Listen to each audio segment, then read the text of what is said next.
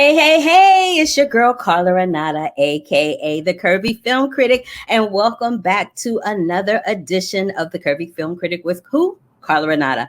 I am your host, and this is episode 174. We got a ton of interviews, but as usual, like I always do, I always say hi to my peeps in the chat room. What's up, y'all?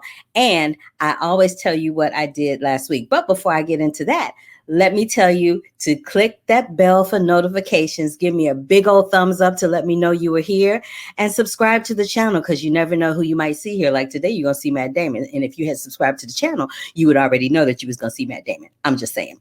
Insti-hoo. This is what I did last week. So last week they had a huge Jungle Cruise junket at Disneyland, and it was hosted by my girl, Nikki Novak, with Dwayne Johnson, Emily Blunt, and other cast members from the film, the villains, I like to call them. It was a lot of fun. They looked like they had a great time. Emily Blunt and Dwayne Johnson have some mad chemistry, but I'll get into that when I talk about the review for Jungle Cruise and this episode. I also did more Q&As for the Bentonville Film Festival, which is coming up on us next week. Yay! This time I did panels for two films, Crutch and another film called See You Then. I haven't even kept track of how many Q&As for BFF I've done. I must have done at least 10 to 12, I think. But if you go to the Bentonville Film Festival site, you'll see which ones I did, because they'll probably mention it in there somewhere. And then I'm going tomorrow, I would have, by the time you see this, I would have gone to an anniversary screening of Goonies for the Street Food Cinema film series. And it's sponsored by Baby Ruth. So I'm going to get my Baby Ruth on. I love Baby Ruth candy bars, don't you? They'll give you a toothache, but they good. And I also got a big old thank you from the Nalip Media Summit. My friends over there, Ben Lopez and the gang, sent me some beautiful Harry and David macaroons. They were yum-ski. They're still in my refrigerator. They're so rich, though, child. I can only have one of those a week. And I also got this surprise when I went to check my social media, particularly on my Instagram account. So last week, we had the incomparable Miss Lee Grant here. Not only did Lee Grant tell me that she loved my interview and that she really had a good time with me, but this other Lee commented on it. Lee Daniels. When I posted that I was doing an interview with Lee Grant, Lee Daniels replied with that fire emoji. Thank you, Lee Daniels. Love you, boo. So this week, because we have so many interviews, I'm going to forego Around the Curve, and I'm going to get right into a taped interview with a with a series from Disney Plus that's called Short Circuit. And what they do is they take some animators at the Walt Disney Animation Studios, animators that have worked on a variety of films here and there, and they create shorts. And it is a part of an experimental short film series that they have been putting onto the Disney Plus channel. They've already completed season 1, and this is season 2. And I got a chance to talk to 3 of the filmmakers about their films. So take a look and a listen, and we'll discuss when we come back. These particular shorts wore me out, especially yours, Ryan, with the crosswalk. Ooh, baby. I was like, who hasn't been there with a crosswalk? But I love the fact that you had the crosswalk with no spoken dialogue, because you could have had the crosswalk actually talking to the guy trying to cross the street, but you chose not to do that. I just wanted to know why you made that choice. I mean, mainly because what you usually see is visual. We did have sound effects like that. We gave it a spoken language or a sound language, but not, dialogue. But yeah, it's I'm honestly kind of curious to see how to go to different environments where, they don't speak the language, if there will be subtitles. I honestly don't know how that will go out into the world, but it was just a choice based on my experience at the crosswalk and how you see the information. I appreciate that. And that's a good point, because not everybody will be able to see it that speaks English, or so it'll be good for people that are deaf to watch it. It's going to be great, but I loved it. It had me laughing out loud. I hollered out loud when I saw that. I really, really did. It was so funny. All right, now, Lisa, the number 2 to Kettering girl. This one left me with the feeling of anybody can start out having a bad day, but all it takes is a smile to make it better. That's right. That is such a great message, especially in the times that we're going through right now. What is the message that the message that you wanted to bring out, or is there something else that you wanted to bring out? Because it was beautiful. Oh my gosh, thank you. That's so lovely, Carla. Yes, exactly. I really wanted to drive home the point that as negativity can be contagious, so can positivity. And just a simple act of kindness, can really make a difference in someone's day and can have that knock-on effect. And so really that's how I try to conduct my life. And so I wanted to put that into a film and just sort of, lift people's spirits really with this idea. Yay! I'm so happy. All right, Jacob, it's your turn. Frey, tell me the inspiration behind your piece. Yeah, my short is based on my personal experience of living far away in Los Angeles, but then coming from a small hometown in Hilden, Germany, and just having these huge gaps between my visits of me actually going home pretty much, and with every visit, just seeing these little changes in the environment and just being really conflicted whether this is the home that I'm thinking I want to travel to, and but then also dealing with one of my biggest fears really is, and that's just the thought of one day not having to travel there anymore because the people I travel have disappeared. It made me cry. It made me cry. It's get it together, girl. It's gonna make me cry talking about it because I'm caretaker for my mom, and at one point I was caretaker for my dad. Now my brother lives with me, so I don't have to go home. I am home. Home is everywhere I look these days. Yeah. But I do know that feeling of going back to St. Louis, where I'm from, and seeing, what I really loved about it is when it showed what things looked like when you were in school, and then what things looked like when you came home from school, and then what things looked like after you came home a couple of years later, especially the woman in front of the storefront, how she was waving at you. And then you came back again and in the storefront was something else. And then you came back again and in the storefront was closed. Yeah. Ugh. No, that's all based on my own experience of going home, really. Just like that ice cream store or like French fry place that I always used to go to, just change and different owners being there. So. Yeah. But at the end of the day, home is kind of where your heart is. Because at the That's end correct. of it, we see him get in the car with his own family now. Correct. Honey, when the character got in the car with his own family and turned that engine and it went to credits, I was a mess. I was a mess. I said, oh no, Lisa, Jacob, and Ryan, y'all wore me out. Y'all wore me down to a frazzle. Y'all had me laughing. Y'all had me going, oh, my heart. I just need somebody to smile at me. And then you just brought it all the way home with the whole like, ooh. I'm amazed at how much context and life experience y'all can put in a short. It was absolutely amazing to watch that. Having said that, what has it meant for each one of you to have your short produced by Walt Disney Pictures? Because that's huge. I'll start with Liza first, or Liza first. Me, I just want to say, Carla, I love you. You're just bringing me such good energy here. Well, it was a dream come true, really. I didn't think my story would be picked. It's a blind submission, so I sort of sent it out there into the ether, thinking nothing really would come of it because, I just didn't think it would. And so when it happened, I was just like elated and then terrified at the fact that I actually had to make this film. So it was a range of emotions and roller coaster of emotions for me. Even you saying that, I don't even think I fully processed that this actually is a Disney animation film. Like, it's interesting to see that it's coming from, the things that inspired me and then all the movies that I've worked on in the last 10 years at Disney. And then me having the opportunity to take these same artists that made those movies and try a little bit of an alternative style with them. It was really an honor.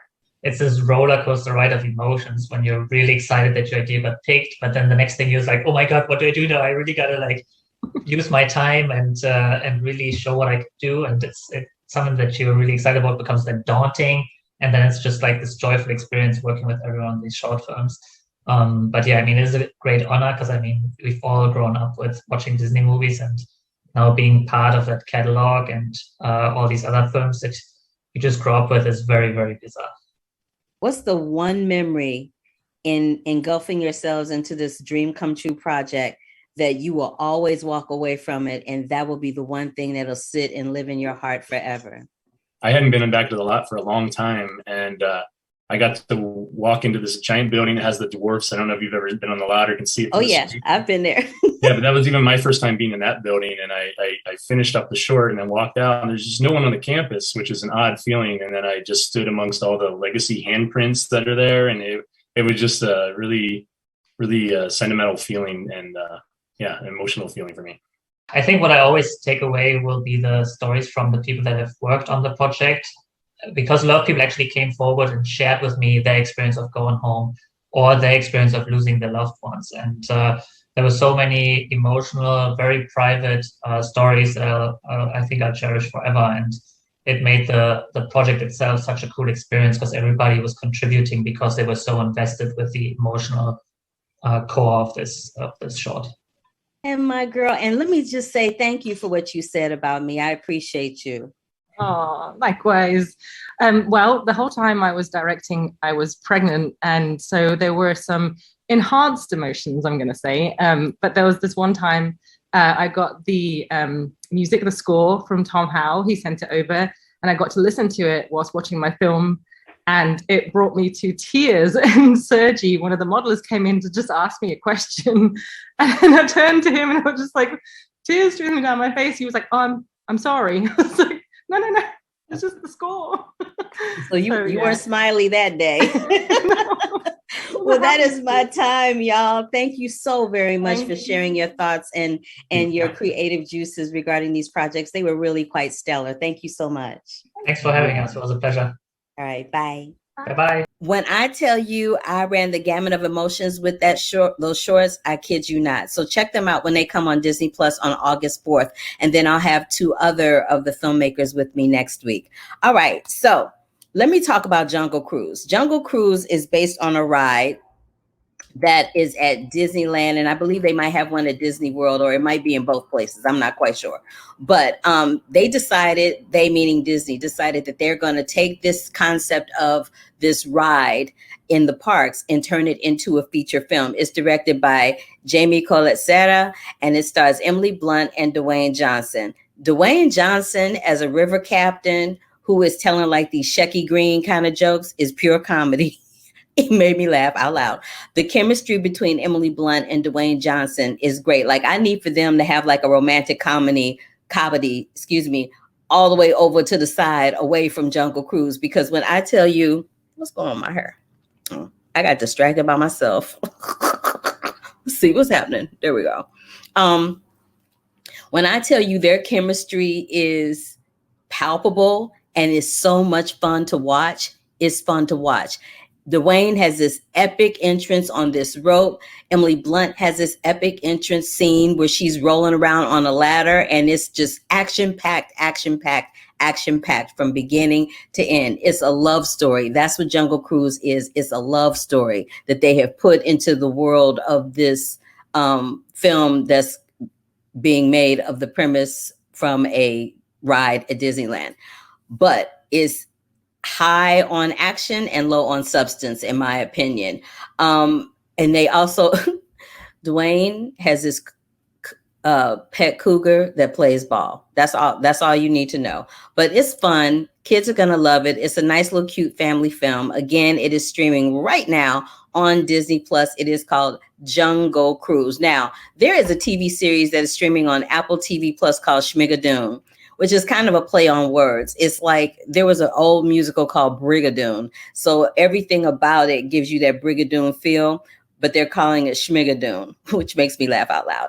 And as a musical theater baby, as I say often on this show, I was totally enthralled and all in. And I got to talk to three of my favorite people, Ariana Debose, Jaime, Camil, and Kristin Chenoweth with her crazy ass. But before I get into that, and I'm not going to review it because, as I say, I don't review TV shows here because I'm what? Acting on TV. So take a look and a listen to these couple of interviews with Ariana Debose and Jaime Camil from Schmigadoon. Ariana! Carla! What's up, mama? Yay! It's so good to see you. It's good to see you too. Look at you trying to look all grown and pretty. I was trying, I mean, the last time we chatted, we were talking about the prom, which is a very different feel. So, she had to grow up a little. It's all good, girl. I was like, oh, look at you giving me Halle Berry. I'm there for all of it. She's like, okay, girl, let me stop before I eat up my 4 minutes of time. Come on. Let's go. Let's go. Okay, so you were playing Anna Tate in Schmigadoon, who is just so warm and beautiful and immensely smart and talented. How much fun did you have inhabiting her? Honestly, it was a dream for several reasons. Like, Emma is like the every woman, right? Or at least that was my take on her. She is, she's an educator. My mother is an educator, so I was like, "Ooh, this feels really nice. It feels at home. I know who she is." She just is that woman that quietly inspires others, and they don't realize she's doing it. She could burst out in a song, and it's the most beautiful thing you've ever heard, potentially. Or she could quietly let you know about yourself in a way that you can hear. And that's the key with her. She's always teaching. I think natural-born educators are like that. But she also she's an ingenue. And for me, Ariana, like, I'm not normally asked to play a character like that. And I'm certainly not normally asked to sing songs that sound like this. I love this genre. Old Hollywood musicals are some of my favorite musicals, but they don't typically ask us to sing those songs. So it was a real treat to do it. Yeah. Speaking of which, let's talk about that scene on that desk. Now, coming from musical theater as we do, there's always some mishaps. There's always a story that goes down in perpetuity that people shift and change, and it becomes bigger and grander along the way. What kind of mishap took place during that number? Because I know it had to be something. Honestly, there wasn't, and I couldn't believe it. There was nothing for the gag reel or the blooper reel. In fact, there's the shot in the number where it's me and the kids, and we're all dancing at the same time. We only did that once. That's the shot that is in the number. It was one of those weird, crazy experiences where there were no real mishaps. I've never, to be perfectly honest, I'm typically the girl who's fallen in the floor. You know what I mean? But I'm grateful. It all worked out. Nobody broke any bones. It was fine. That's unusual. It really is very unusual and very fierce. So let me just say that. You spoke really briefly about how we don't usually see us in stories like this singing that kind of music, but in Schmigadoon, we have interracial couples, we have Blacks, we have Asians, we have all kinds of people present in that world. How important do you think it is to have that be represented in the musical theater world in real life? Oh, it's paramount. It's absolutely paramount that I think the example Schmigadoon sets forth is something that is carried on. And I do think, specifically in the Broadway world, we are seeing those changes begin to be made, right? And I wouldn't say that it's easier to make those adjustments on film or in television, but I think you're seeing more examples of that. Not for nothing, Zoe's Extraordinary Playlist is also a good example of seeing so many beautiful, diverse faces on television. Girls Five Ever, as well, is another great example. But I will say what Schmigadoon does so beautifully is that these stories are in the forefront.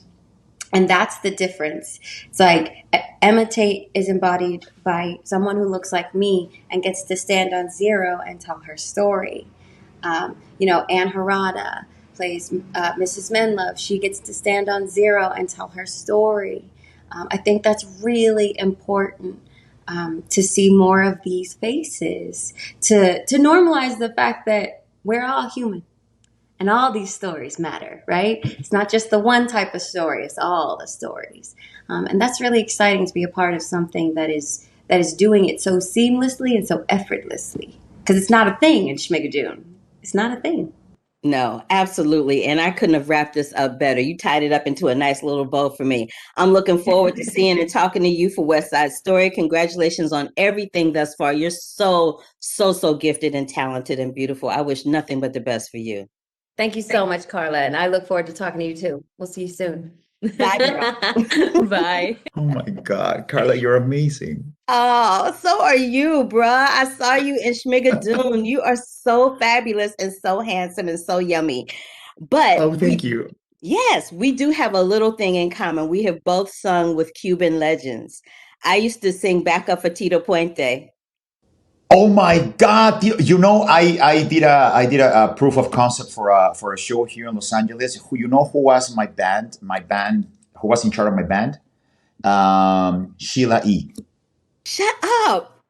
You're like, Yeah. It was Sheila E. Yeah. It was Sheila E. And I was fanning, and they were like, "Okay, you're the host of the show. You're supposed to have control." I'm like, "No, I'm not gonna have control because I have freaking Sheila E. playing for me privately. So that's too big." That is hilarious. I kind of love you for that. But how much fun was this to do? You guys look like you had such a wonderful time.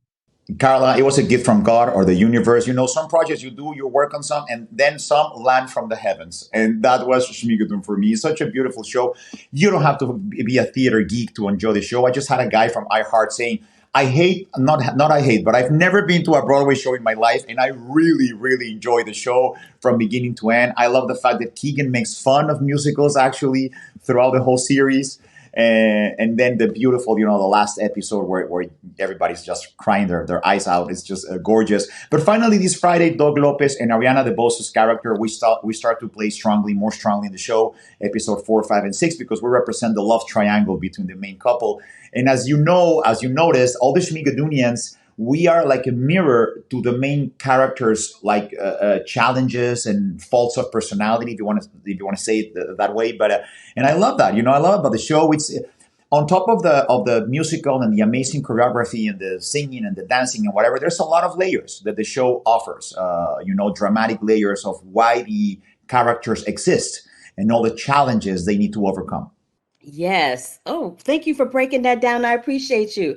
How important How important do you think it is for there to be representation in musical theater? Because as a musical theater baby myself, oftentimes when I was in a show, I was one of 2 Black people in the production.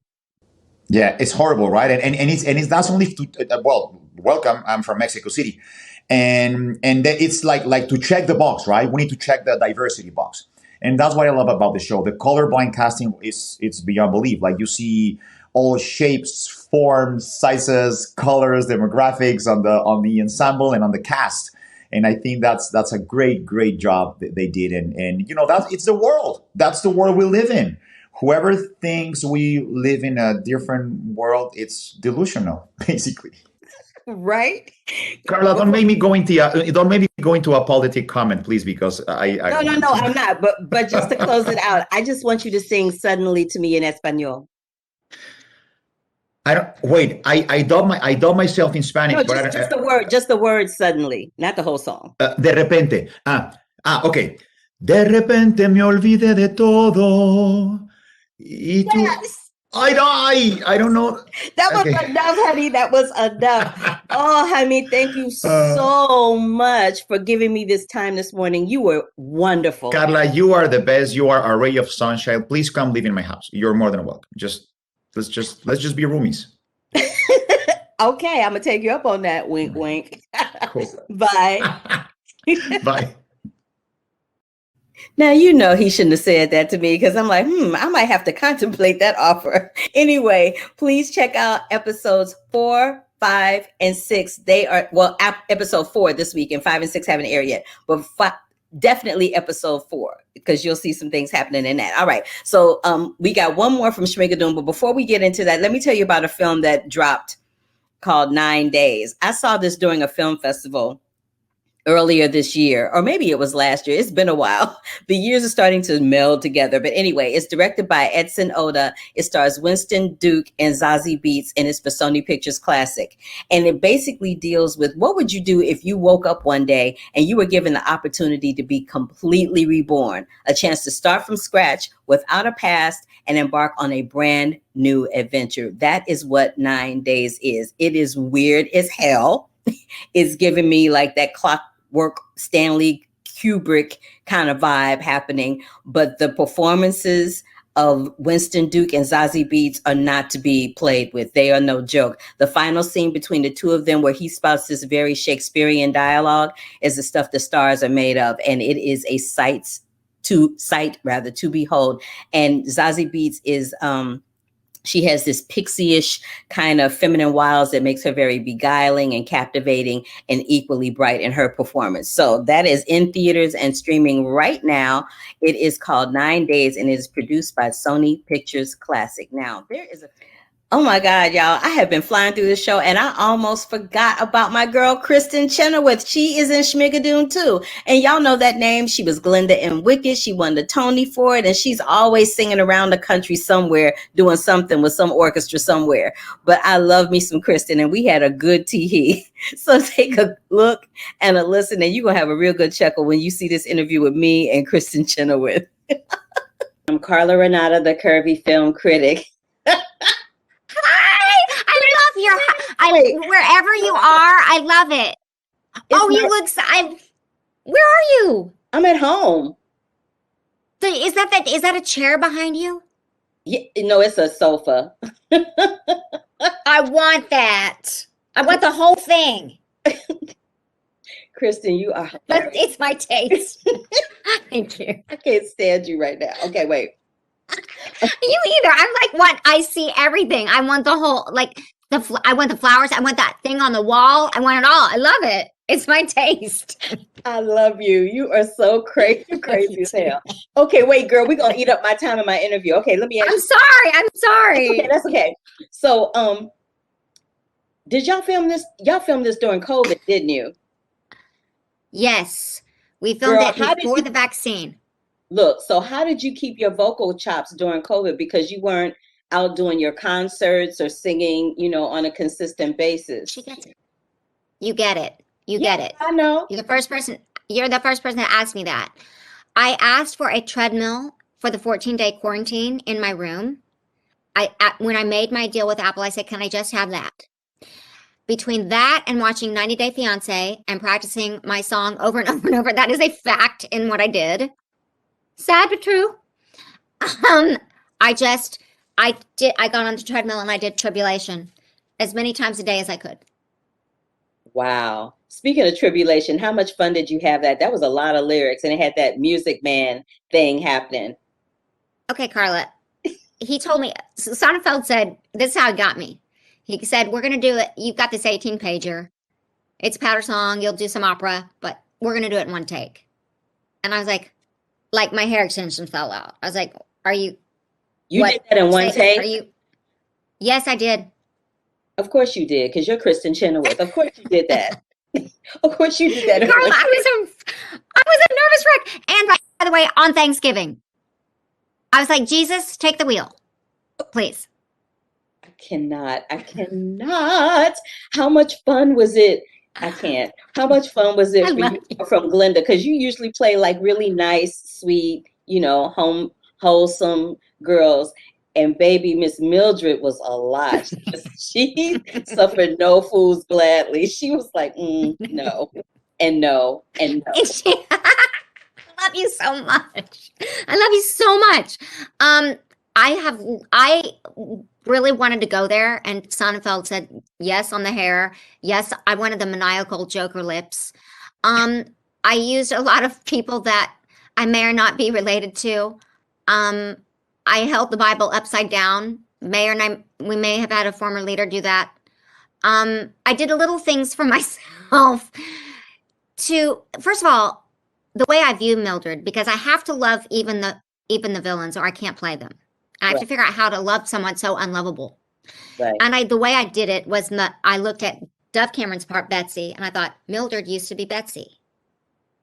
And it's what all's happened to her to make her so full of anger, hurt, insecurity. She has Mothers Against the Future. I mean, once I read that line, to be honest with you, Carla, I was like, I'm in. I'm doing this part. I love the evolution of it. I thank God that we had the little red bow on the end where Mildred does, when Cecily's character says, you know, you're kind of a judgmental asshole. She goes, I am. I love that moment because I see change. I saw hope for somebody that's so wrong. And that's, you know, I loved it. And honestly, dear Carla, we wore cones. We wore these plastic cones like we'd been spayed or neutered during the pandemic between takes.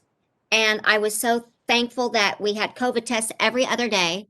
I was like, go ahead. I leaned back, take it. Let's do it. It was like water in a desert. Okay, there, I said it. I needed it. The cast needed it. They're all my friends. We're all friends. We've all buddies.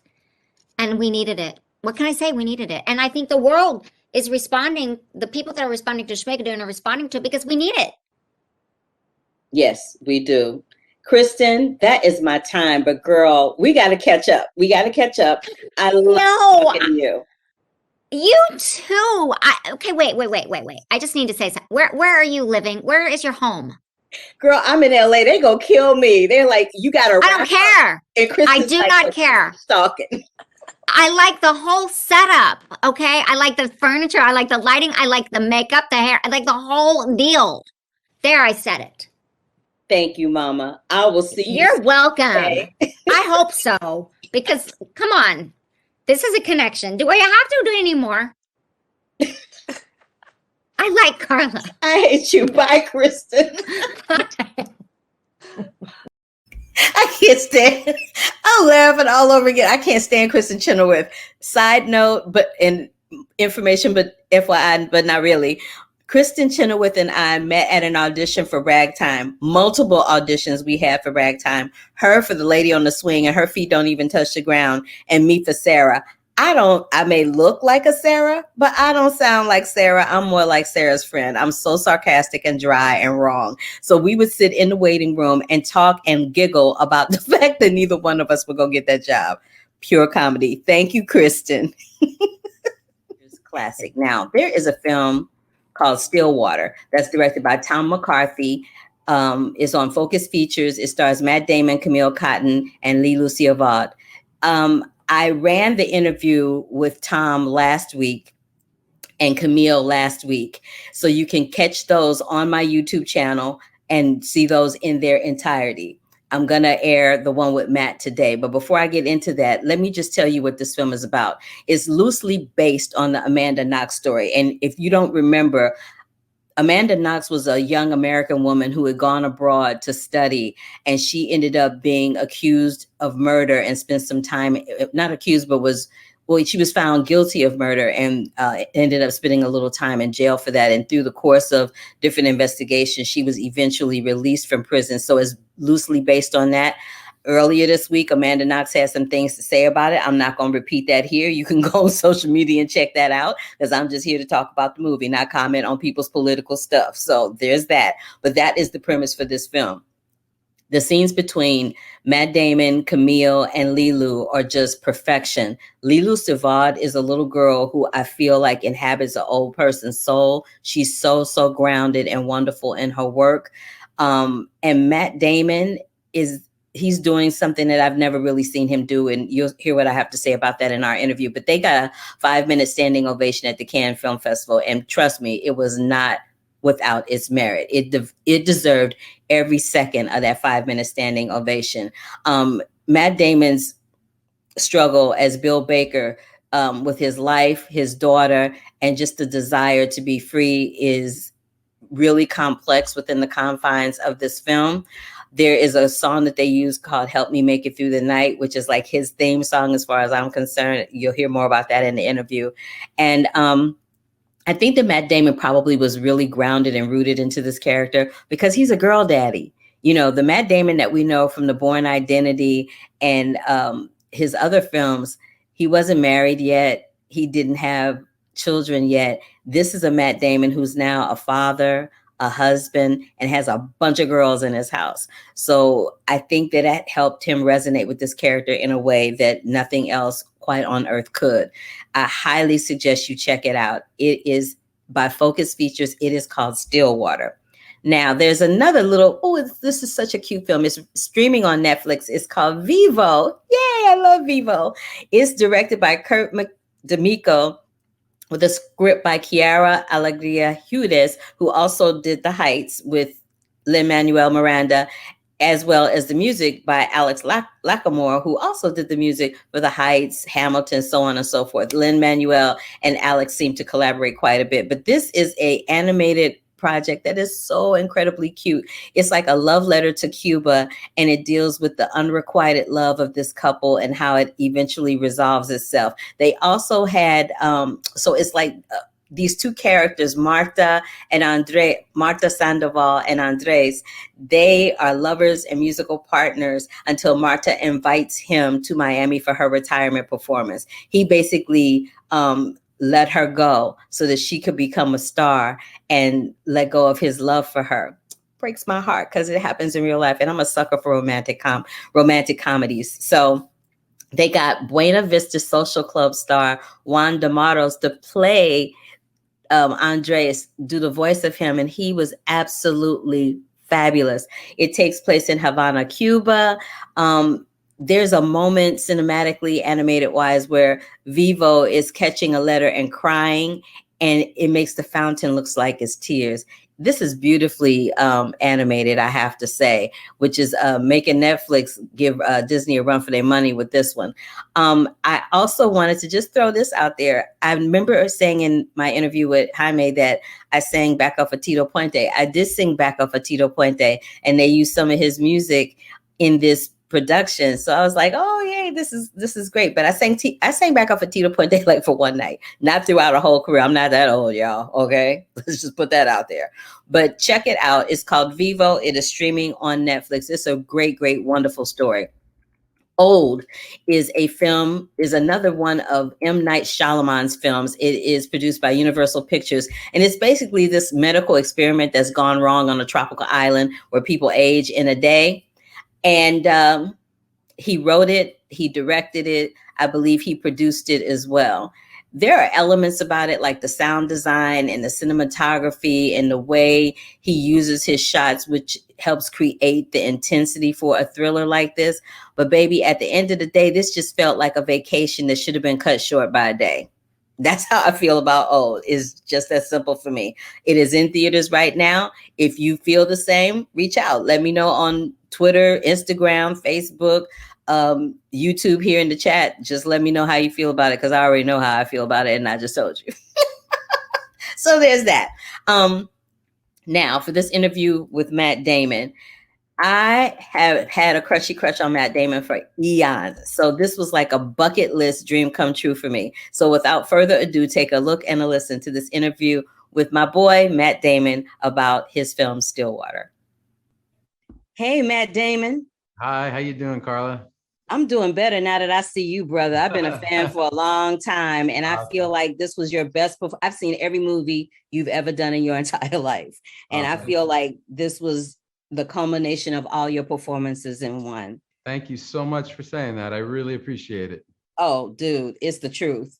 The lyrics to Help Me Make It Through the Night, but yesterday is gone and tomorrow's out of sight. It's sad to be alone. Help me make it through the night. Do you think that would be like Bill's theme song for his life, his relationships with Allison, Maya, and Virginia? Yeah, that's right. That's exactly right. And he's somebody who carries a lot of pain and guilt and shame around his relationship with his daughter and the ways in which he feels like he's failed her. And you see it in the way he carries himself. And the idea is that from the first frame, you see that what the baggage that this guy's carrying, and so you understand that how far he'll go to try to repair the damage that he's done. You know, I mean, the movie starts, he's cleaning up after a tornado. It's like a metaphor for his life. You know, he's kind of out the other side of addiction now, and he's trying to put his life back together. And you know, there's some heartbreaking elements to that, but also heroic elements to that. Yeah, I felt all of that, and I felt all of that through your performance, because it conveyed everything that you just said.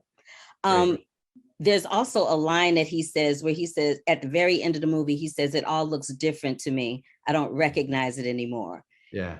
In inhabiting the role of Bill, what looks different to you now, having inhabited that role? Well, that's a great question, and I mean, for him, in terms of the movie, like, we shot that at the end, which was great because we'd had the whole Marseille experience, and the world, like imagining this guy in that world,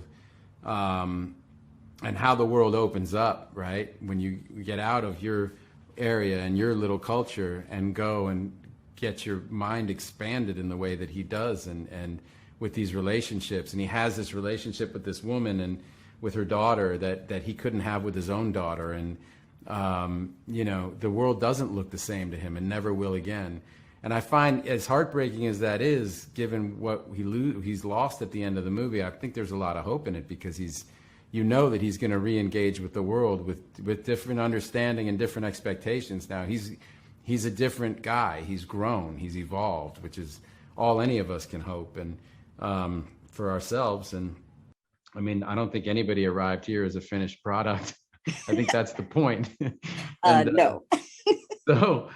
For me, playing that, you know, it's always, it feels expansive in a way to be able to go down and meet these roughnecks in Oklahoma. You know, that's such a different culture from where I grew up. You know, I know you grew up in Boston, right? In Cambridge, which is an even different culture from Boston. Right, the whole Massachusetts thing going on. Yeah, and so it's one of my favorite parts of this job is I can kind of parachute into other people's lives, and they're nice enough to give me access and let me walk next to them as they walk through their lives, and try to absorb whatever I can and use it for, you know, for a portrayal of somebody.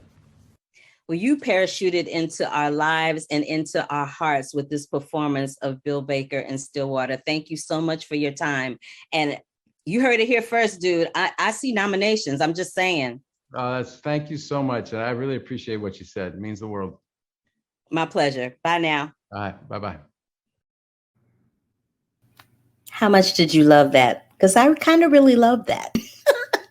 All right. So you guys check out Stillwater, directed by Tom McCarthy, starring Matt Damon, Leeloo Savard, Camil Cotton, and my boy, Matt Damon. Thank you so, so very much for your time. I really appreciated that interview. All right. That does it for me in this episode of the Curvy Critic with Carla Renata. Again, if this is your first time here, please give me a big old thumbs up. Click the bell for notifications and subscribe to the channel so that you can see what I do here, which is interview people about their films and do a little film review here and there along the way. All right, so hold up. Wait a minute, though. When we come back next week, I'm going to do an all introspective thing centered around Aretha Franklin, because what is dropping? Respect with Jennifer Hudson is dropping. I'm also going to do reviews of Coda, Free Guy, and Short Circuit Round 2 with Kim Hazel and Rihanna. So until the next time, y'all, be safe, wash your hands. Child, sooner or later, we're going to come out this pandemic. Wash your hands, take care, eat a piece of chocolate or something. And I'll see you on the flip side. Love, peace, and hair grease. Deuces.